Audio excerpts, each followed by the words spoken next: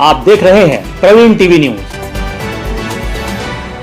समग्र भारत के तत्वाधान में आज तिलहरी स्थित चक्कर फॉर्म में शहीद खुदीराम बोस की शहादत दिवस पर श्रद्धांजलि दी गई, साथ ही उन्हें नमन किया गया। भाजपा के पूर्व जिला चिकित्सक के संयोजक खुदीराम बोस जी के घर पर नातिन श्रीमती मानुषी शंकर ने बताया कि शहीद खुदीराम बोस ने भारतीय स्वतंत्रता संग्राम में अपनी पहली शहादत से पूरे देश में क्रांति की लहर पैदा कर दी थी। उन्हीं से प्रेरणा लेकर नेताजी सुभाष चंद्र बोस भी सक्रिय हुए। वहीं लहर बाद में ज्वाला बनी और देश के बरतानिया हुकूमत का खात्मा हुआ। महज 18 वर्ष की अवस्था में उनके द्वारा दिए गए इस बलिदान को देश के नौजवान कभी भूल नहीं सकते हैं। शहीद खुदीराम बोस देश के जंगे आजादी के महानायक थे, जिन्होंने भारतीय स्वाधीनता संग्राम की क्रांतिकारी धारा में त्याग व बलिदान से जज्बा पैदा कर आजादी की लड़ाई में अपनी जान न्यौछावर करने वाले प्रथम सेनानी बने।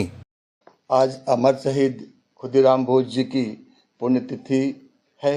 हम सभी खुशनसीब हैं कि आज उनके परिवार की, उनकी परनातिन मानसी शंकर दीदी के परिवार में हम सब उपस्थित होकर इस अमर शहीद खुदीराम बोस जी के चरणों की वंदना करते हुए भारत भूमि पर उनका जो एहसान है, उस एहसान को, उस कर्ज को चुकाने का प्रयास कर रहे हैं।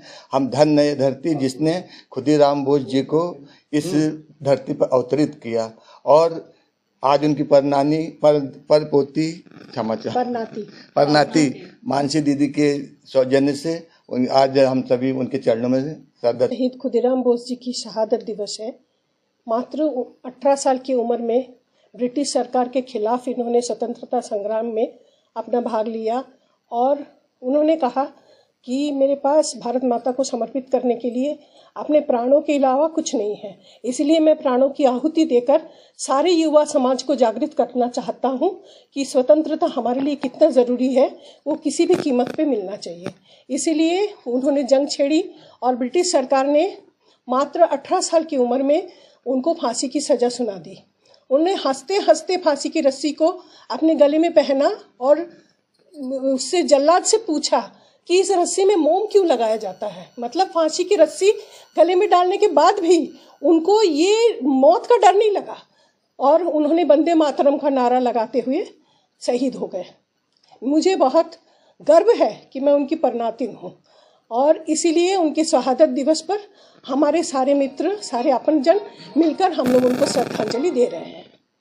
जय हिंद, जय भारत। मेरा नाम मानुषी शंकर, मैं भाजपा कार्यकर्ता हूँ।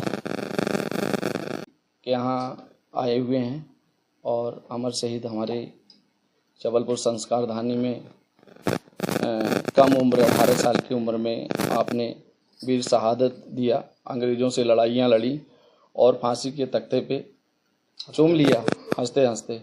और हम ऐसी पुण्य आत्मा को आज श्रद्धा सुमन के साथ पुष्पांजलि अर्पित करते हैं और आने वाली जो संस्कारदानी जो पीढ़ी है, युवा लोग हैं, बहनें हैं, माताएं हैं, हम सब लोग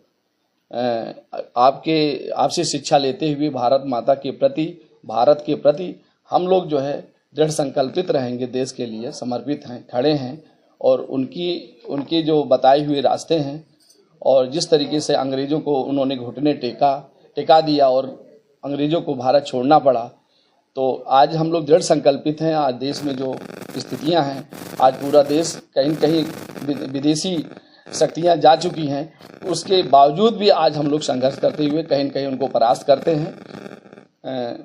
जय हिंद, जय भारत। देवेंद्र यादव।